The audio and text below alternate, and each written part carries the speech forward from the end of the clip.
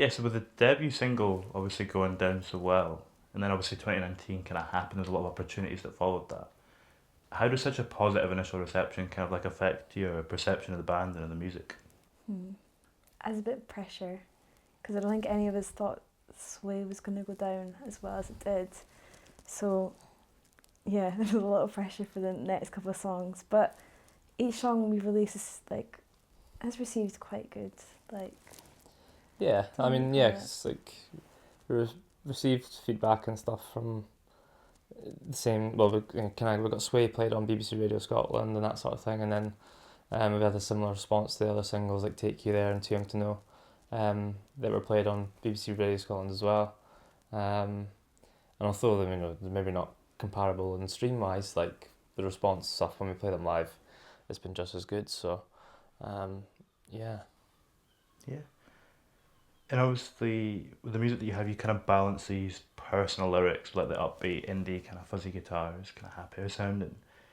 How much of the creative process itself is like a good time? How much of it is difficult? What's the kind of ratio? Oh Jesus. I don't really know. It's for songwriting. Or do you want to say something? I think like when we tend to write like a song that we all like, I think it definitely like the song definitely like writes itself, like musically. It kind of just seems to like flow. Like if you're spending too much time on something, I feel like that's when we kind of know that the four of us aren't really like feeling it. Whereas if there's kind of like within like an hour, there's like kind of a solid structure for the song. It's usually one of our better ones and favourite ones to play live and stuff. So That's how yeah. it should be came about, wasn't it? Yeah, and it's the same like Too Young to Know as well. And then because that kind of like wrote itself in a way, and then we went into the studio and changed it about and stuff like that. So like Sway as well, that definitely I feel like that definitely wrote itself. Like, Yeah. and I think that's what you want. I think any band would probably agree that that's when you know you're kind of onto something, when the song writes itself. So musically, I don't know what it's like with lyrics, but definitely like guitars and that. With lyrics, it's like I try and I don't know. I just kind of write about what is going on in life. It's hard to talk about because like sometimes like lyrics can be really personal, but I always try and make them personal, but not too personal that like everyone can kind of relate to it. It's hard to try and like find that balance and know where to draw the line, but then it's also kind of like you just want to be really honest as well, because like I feel like lyrics are what people sing back, so it's what they take in the most out of the whole song. So you want them to be, you don't want to be like playing a show and then hearing all these people sing back lyrics that mean nothing to you. So, yeah. That's good though, because if you're writing lyrics like that, it's relatable, so people are going to want to sing it back. Yeah, So that's true. yeah, it's good. Apart from if it's just booze and take you there. Yeah, but that's like the kind of Yeah, that's a big part of that song. So that's true. but like how it should be. When we were on tour with the Xcerts, we hadn't even released the song, and we had people like trying to sing it back, or like people that had gone to like a few of the shows and like had just kind of picked up like kind of like a rough idea, and we're all singing it back, which was cool. Like, 'cause it was like relatable and in that sense. Same with Everything as well, which is a song that isn't like a single, but it's definitely a song that people would like recognise in their sets. It's been in our set since the start. I've not even recorded it, and I think it was the second night at Tots that people were literally screaming back the chorus, which is mad. Just because it's quite simple and quite like catchy, but it is meaningful. So people were literally like screaming it back to us. That was a mad show. That was probably one of the best shows. That's cool. Yeah. At what point as well in the songwriting process do you begin to think about structure? At what point does that kind of come into the frame? I don't know. It just kind of all happens really. We usually do like put different constraints on ourselves. Like we try and always do something different. Yeah. Like try a different like song structure in like a sense. Like we want to put like sometimes we maybe like want to go straight into a verse or straight into a chorus kind of thing, as opposed to having like your kind of intro, verse, chorus, so on kind of thing. We always do that. Is something definitely recently as well we've really tried to do, is just like change it about and not do what something would predict, if that makes sense. Play it safe. Yeah, like we want to we definitely try and go out of our comfort zone, and that's not us being like, ooh, like we want to do something different and all that kind of thing. It's like, it's more just like We don't want experimenting. all, It's yeah. experiment. Like I think that's what being in a band's all about. Is kind of experimenting different things. We and don't all want all that. our tunes to sound the same Aye. as well, like with the same structure. It just Yeah. gets boring. So I think we do try and change up. We add different aspects to it to make it a bit more different. Just because it's boring, like when bands release the same kind of sounding song over and over again, you can lose interest. But yeah, we just kind of do what feels right when it comes to songwriting, because it's usually based on a chord progression. Me and Lewis write, then we show Niran and Matt. They come like add their stuff. So it's very like we all have our own say in it. It's not like me just writing songs with Lewis or someone. It's like we all kind of put our own into it, which is good. Mm-hmm.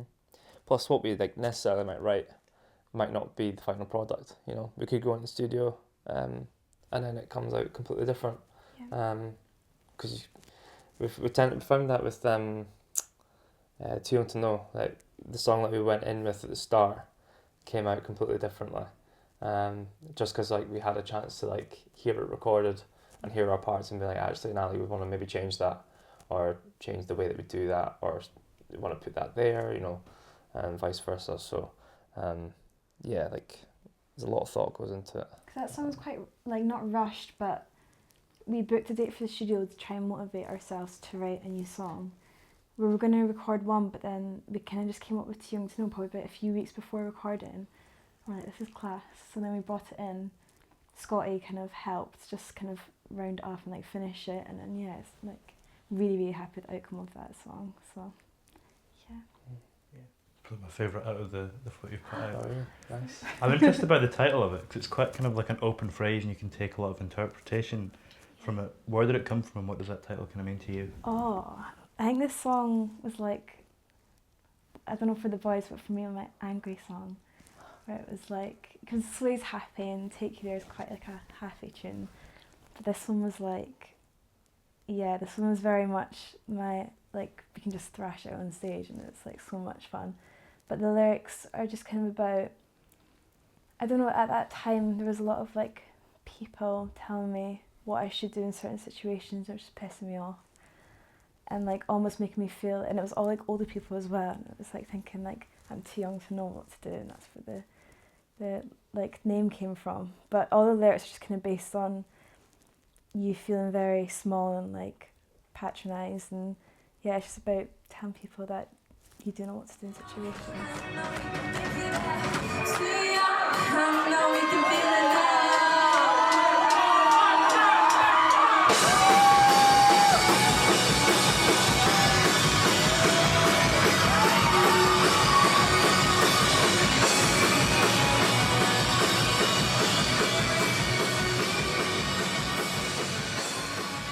Obviously, with the single taking a bit of a heavier direction, and you work with a new producer on it, how did the production differ and what did you learn from it? We learnt a lot. I think it was the first song that we actually spent a lot of time on recording wise. Like we went to Scotty at Magic Box, we spent 2 whole days working on it. And it was just like kind of like, because our other recordings were just like kind of just days, which was good, but then it was kind of like, with Scott it was a whole different experience. Like, he loved the song, he had so much input in it as well. He was not afraid to tell us like if something sounded bad or good, and he did have a lot of impact on the song, but going in was a complete different experience. Like, not being a vocalist, like, well, a singer myself, I like found he just pushed me with my vocals, that, and I needed that song, because it's quite a loud, shouty chorus, so he properly pushed me and it was an incredible experience. I don't know about you guys with your instruments though. Yeah, like I guess it was good to kind of, for me, like to come out, to show like a bit more like about what I can do on my instrument, because like the Sway and Take You There were quite poppy and quite like laid back. Well, especially Take You There, and then Too Young to Know was obviously like proper thrashy and stuff. So it gave me a chance. Like when we were doing the song, I was like, yeah, this is going to be good because it'll give me a chance to properly like go for it. And I think it works really well live because I can just like proper like go for it and get into it. And I knew like as soon as I heard the guitar parts and stuff that like, yeah, I just wanted it to be loud and just be quite expressive with it. Do you approach it differently live when you perform it? 'Cause it's heavier than a lot of the other stuff in your set. Not really. Well, we would if you compared it to like Take You There or like how it should be. Like we kind of have a different approach to it, or it depends where we put it in the set. Because sometimes we have it. Although we've been playing it last in the set. Last, yeah. Just kind of end on a big tune. And for the headline show that we just did in February at Sneaky's, we had it last, and then we kind of made like a different version. So we'll maybe like extend it or extend the bridge, and just try and come up with different ways to like make it like bigger and just like. Because when we demoed it, the song was like 5.5 minutes long or something. It was really long. So like we have like quite a lot of stuff to play with when we play it live, to like, especially like at the headliner when we did lots of different things. Yeah, it was fun. So, it was so much fun. And like we said, it's such a big song that you can just go mental on stage, and it's such a fun song to end on. But yeah. When it comes to like your stage presence as well, and the way you present yourself on stage, how much of what you do would you say is conscious, and how much do you think is subconscious? I think that Xcerts tour showed us, I learnt a lot, because I think we noticed some of the crowds down there are very polite, in the sense that like they don't really, like unlike here, like people go for it a bit more up here, and like when you finish a set, like the clap down there is kind of a bit different. I don't know if that's because we were opening like the show or whatever, but I did struggle a few nights, like the first couple of nights, just with like trying to get the crowd into it. But it was then, our first time down south though, so like it was just kind of getting to grips with like what we would have kind of how we fitted in, you know. So yeah, I didn't think anyone could understand me either, so I said that a few times because of the Scottish accent. But I was like, Murray gave me some advice on how to kind of what to do in those situations, and you've just got to kind of play it off and not take it too seriously. And then I did that, and then it went like my stage presence like completely changed throughout the whole show, through tour. So I'm happy with how that developed, but like the venues there are really cool as well, and I think Amira was such a fun gig to play just because it's such a cool venue. So I think that's another thing what I learned personally, is like the venue does kind of have an effect on like the way you play. If you're playing like a nice like venue like that, like you just want to give it a bit more. But yeah, I think we all learned a lot about stage presence on that tour, just by playing every single night. We learn a lot. I think definitely like doing a tour that long can definitely like make a band kind of like, I don't know, like definitely a lot more like confident and kind of, you know, because when you're playing every single night, you can experiment doing different things on stage, like where you're playing your guitar and all that, I feel. So yeah, I think definitely it made us like, I think when people see us now after that tour, we like look more like an actual band, if that makes sense, as opposed to what we kind of were doing beforehand. I just keep looking at the floor though. I do it all the time. No, you're not as bad anymore compared to when we started. What do you think is the biggest difference between yourselves on and off stage? Probably not. I don't know. On and off stage. What do you mean, like, so? I was going to say something there, but I'm not. Please do it. I'm confused. Like, how are we? What we have out and then what we play in a set. No. Like you as people.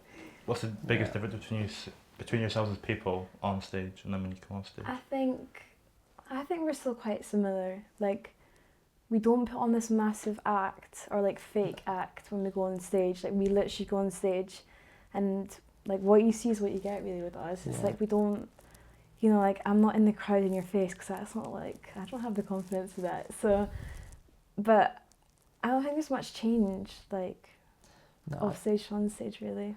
I'd say we're pretty real. Like just our emotions, like and our happiness when we play live comes across like off the stage as well, you know. Like we still get nervous for gigs and stuff, obviously. Yeah. It's like like the London Amira show and like the headline show, we were all absolutely bricking it, and it's like that never, like, I don't think that'll ever go away. Like, you know. But yeah, no, just keeping it real. A few questions back, I wanted to pick up on, you mentioned when you were doing the Too Young to Know, how you started to push a lot more with your vocals. How do you feel like your vocals have evolved over the 4 singles? Because I do, even though like the 4th one, I noticed quite a bit of a difference here.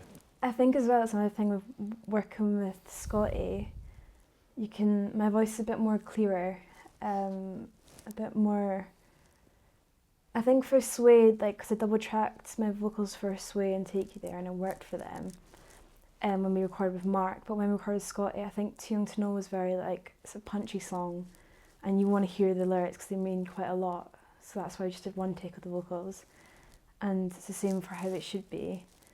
But like, it just works. It's doing what works for the song. Like, the vocals are just another instrument to add to the rest. So, but like, as vocals in the home, like, I'm a lot more confident because I just was not a singer before this. Lewis just kind of chucked me in, didn't you? I think like to take from that as well is when like we hadn't even played live or anything when we recorded Sway, and obviously like we've rehearsed a lot and like played lots of gigs and had studio time and all that kind of thing. And you were doing singing lessons as well. Like all that plays a role in kind of, I guess, The sound, your vocal yeah. and stuff. So it's just practice. It's like the same with That's anything. It's it, just yeah. practicing.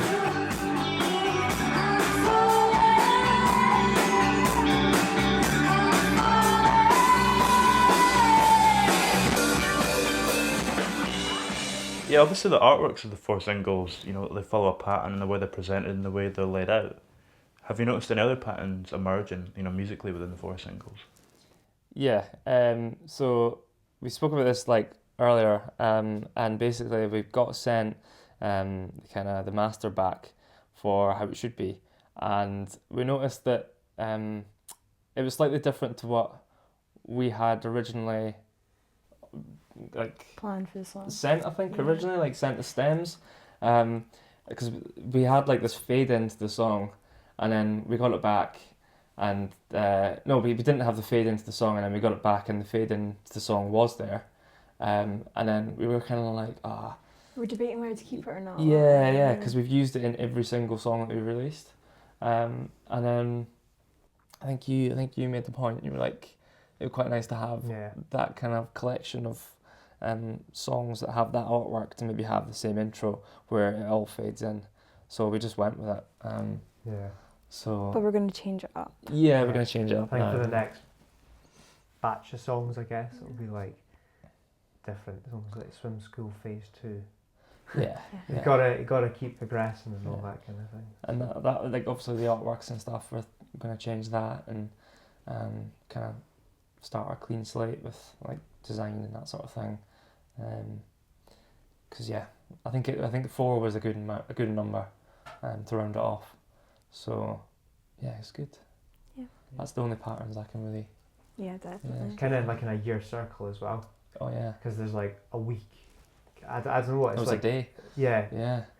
So like yeah. there's like a pretty much a year between Sway and How It Should Be coming out. So Yeah, it was the.